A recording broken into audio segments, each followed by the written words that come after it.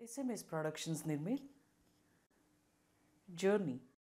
प्रत्येक माणसाच्या आयुष्यात असा कलाटणी देणारा एखादा क्षण असतो. असायलाच पाहिजे असं काही नाही आहे, पण असू शकतो. आणि ते क्षण मला असं वाटतं की माझ्या आयुष्यात 2 वेळा आले. एकाने माझ्या करिअरला कलाटणी दिली आणि एकाने माझ्या आयुष्याकडे बघण्याच्या वृत्तीला कलाटणी दिली. दोन्हीबद्दलही मी थोडं थोडं बोलतो. मला असं वाटतं की मी कॅन्सर सर्जन होणार वगैरे हा सगळा प्रवास टाटा मेमोरियलला जाऊन केला.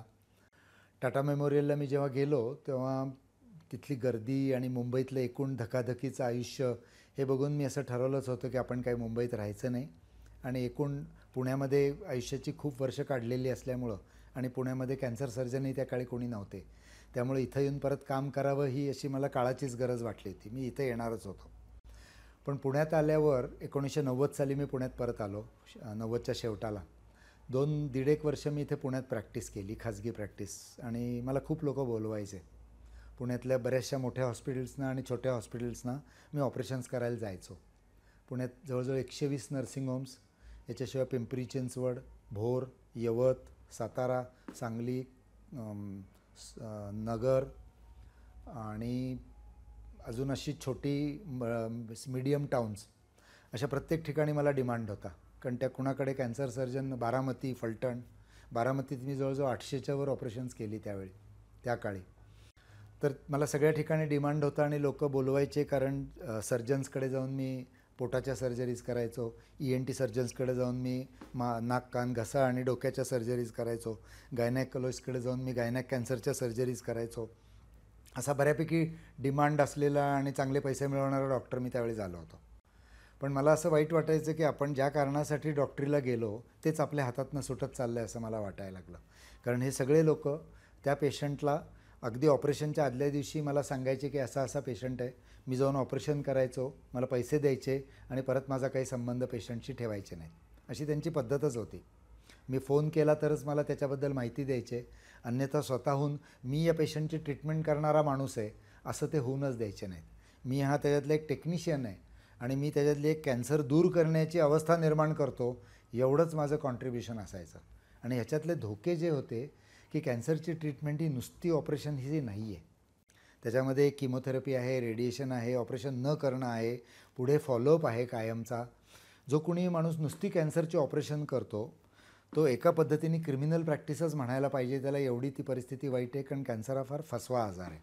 त्यामुळे मला असं वाटायचं की हे बरोबर नाही आहे. आपल्याला पैसे मिळत आहेत, पण मला कॅन्सरच्या पेशंटला असं नाही ट्रीट करायचं की जाऊन मी कापून आलो आहे वगैरे. त्यामुळं मग मी असा अस्वस्थ होतो त्या काळामध्ये. तर 1 वर्ष 1.5 वर्षामध्ये माझं घर स्थिरस्थावर झालं, माझं लग्न झालं, मी जपानला जाऊन शिकून आलो. जपानला जेव्हा मी 5-1 महिने जाऊन काम केलं तिथे, तेव्हा तर मी अजूनच अस्वस्थ झालो. कारण जॅपनीज सोसायटी इतकी प्रगल्भ आणि इतकी ऑर्गनाइज्ड आहे की त्यांच्याकडे अन्ननलिकेचा कॅन्सर, जे मी शिकायला गेलो होतो, इसोवेजल कॅन्सर, तर त्याच्या ट्रीटमेंटची संपूर्ण जपानमध्ये फक्त 4 का 5 सेंटर्स होते आणि दुसऱ्या कोणालाही जपानमध्ये ते करायला परवानगी नसते. तिथनं इथे फ्रीस्टाईल पद्धतीने कोणीही काहीही करतो असं वातावरण बघून मला तर असं वाटायला लागलं की हे बरोबरच नाही आहे. There has to be organisation to the society.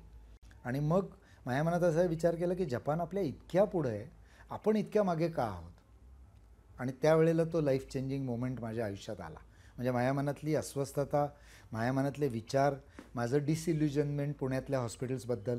कारण पुण्यातल्या मोठ्या हॉस्पिटल्सकडे मी गेलो त्यावेळी इंटरव्ह्यू द्यायला, मला कन्सल्टंट म्हणून घेता का. पण त्यांची एक आणि एकच चर्चा होती की तुम्ही किती पैसे आणू शकाल, तुमचे पेशंट किती पैसे आणतील आणि कॅन्सर हा गरिबांना होतो का श्रीमंतांना होतो.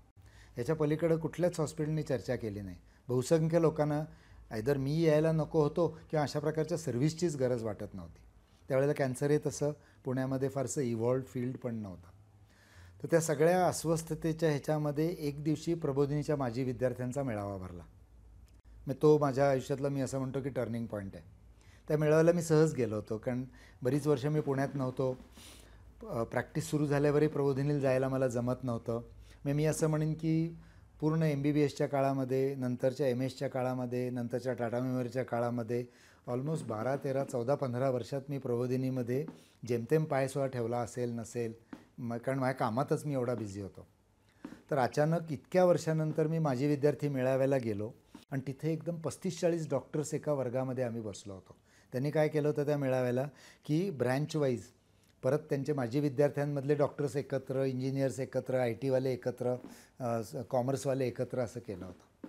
तर तिथे जेव्हा मी 35-40 डॉक्टर्स प्रबोधिनीतनं कधीतरी शिकलेले, कधीतरी पासआउट झालेले, वेगवेगळ्या वयाचे, वेगवेगळ्या स्पेशालिटीचे बघितले, तर एकदम मला असं वाटतं की माझ्या डोळ्यासमोर आजचं दीनानाथ उभं राहिलं असं म्हणूया आपण. तर मला एकदम असं वाटलं की अरे एवढी मॅनपॉवर आपल्याकडं आहे, एवढे स्पेशालिस्ट आहेत, एवढे प्रामाणिक लोक आपल्यासमोर बसलेले आहेत, कारण सगळ्यांची बॅकग्राऊंड एकच आहे. आपण त्या सगळ्यांना ओळखतो बऱ्याच जणांना त्यातल्या. तर आपण ह्यांच्या थ्रूच काही का करायला नको. आणि मला असं वाटतं की तो माझ्या आयुष्यातल्या करिअरला टर्निंग पॉईंट होता तो. कारण तोपर्यंत तर सरळ सोट चाललेलं होतं. मी वयाच्या 26व्या वर्षी जनरल सर्जन झालो होतो आणि वयाच्या 29व्या वर्षी मी कॅन्सर सर्जन होऊन कामाला लागलेलो होतो. मला पैसे मिळत होते, काम मिळत होते. त्यामुळे तसं ते मी असं रस्ता हायवेसारखा चाललेला होता. अचानक मला असं वाटलं की नाही, आपण जे करतो आहे ते बरोबर नाही आहे आणि बरोबर नसणाऱ्या ठिकाणी करायचा रस्ता हा आहे. आणि हे होईल असं काही माहीत नव्हतं मला, पण माझ्या मनात इच्छा निर्माण झाली त्या दिवशी. आणि मी तिथे मग त्या लोकांमध्ये एक भाषण केलं छोटं, की आपण इतके जण सगळे प्रबोधिनीचे आहोत. मी स्वतः माझ्या प्रॅक्टिसमध्ये फार डिससॅटिस्फाईड आहे. माझी खूप प्रॅक्टिस आहे, मला पैसे पण खूप मिळत आहेत, पण मी स्वतः एकदम डिससॅटिस्फाईड आहे. मी यासाठी मेडिकलला जॉईनच नव्हतो झालो. तर आपण जर एकत्र येऊन ह्याला काहीतरी बदल केला तर हे शहर बदलू शकतं, कदाचित प्रॅक्टिसची दिशा बदलू शकते. आणि जर नाही केलं, नाही झालं समजा, तर मी परत टाटाला जाऊन पण मुंबईत जाऊन सेटल होऊ शकतो, कारण टाटात फॅन्टास्टिक काम होतं. तर मी म्हटलं टाटा मेमोरियल हॉस्पिटलला जायला माझी काहीच हरकत नाही आहे, पण मी ज्या कारणासाठी इथं आलो ते मला असं आज वाटतं की आपण एकत्र आलो तर होऊ शकेल. काही जणांनी इंटरेस्ट दाखवला, काही जण म्हणले आम्ही ऑलरेडी सेटल झालो आहे. पण एक 10-15 जण निघाले त्यावेळी बाहेर आणि ते म्हणले की आपण एकत्र येऊ आणि ज्ञानप्रबोधिनी मेडिकल ट्रस्ट स्थापन करायचा प्रयत्न करू. आणि मला असं वाटतं की म्हणजे तो दिवस हा माझ्या आयुष्याला कलाटणी देणारा दिवस. म्हणजे आज जे काही मी सगळं करतो आहे आणि समाधानाने माझी प्रॅक्टिस करतो आहे ते ह्या दिवसाशिवाय शक्य झालं नसतं. समजा तो मेळावा भरलाच नसता तर मला नाही वाटत आहे माझ्या डोक्यात असा विचार आला असता म्हणून, किंवा मी टीम जमवणार तर कुठली टीम जमवणार होतो. असे समविचारी लोक कुणाला एकत्र भेटतात. तसं ती अक्षरशः सेरेंडिपिटी म्हणून जो शब्द आहे, म्हणजे अनपेक्षित धनलाभ किंवा अनपेक्षित लाभ म्हणूया, तो मला त्या माझे विद्यार्थी मेळाव्यामध्ये झाला. दुसरा जो छोटासा टर्निंग पॉईंट आहे, जो वैयक्तिक आयुष्यातला आहे, करिअरमधला नाही आहे, तो 2006 साली माझा बायपास झाला.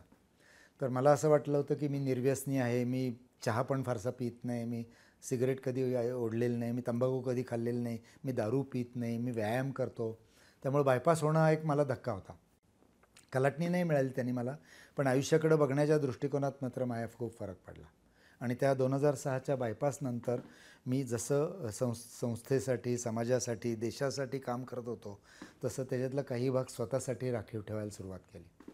आणि आज जे काही माझे अनेक छंद आहेत, ज्याच्यामध्ये मी ट्रेकिंगला भारतभर आणि जगभर जातो, मी स्क्युबा डायव्हिंगला जातो, मी पक्ष्यांची फोटोग्राफी करायला जातो, मी स्काय डायव्हिंग करतो, मी अनेक गोष्टी करतो की ज्या पूर्वी मी कधी विचार केला नसता, माझ्या मनातच कधी त्या आल्या नव्हत्या. कारण काम एके काम पद्धतीने मी ऑलमोस्ट 1986 ते 2006 अशी 20 वर्ष मी दिवसरात्र फक्त एकच गोष्ट केली, ते म्हणजे काम केलं.